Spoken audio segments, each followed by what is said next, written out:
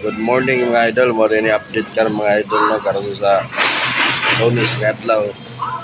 Sayo kay mga tao mga idol, 4 pa lang sa kadlawon nagpila na. Apas lagi sa nag-20 ang kilo sa bugas. Karon pa lang yun nag-open mga idol. Nag-20 ang kilo sa bugas mga idol. Sa usa ka tawo na ay 25 kilos mapalit. Okay na kayo ng mga idol ay isa palita sa tag 50 ang kilo, may na yung katipid-tipid ta tag 20 ang kilo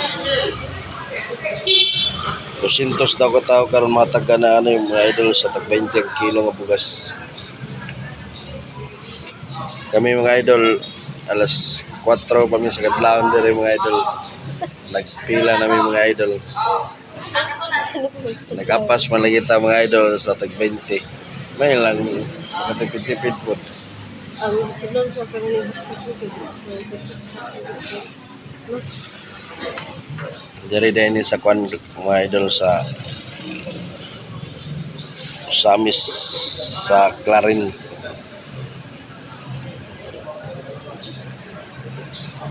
Samis Occidental.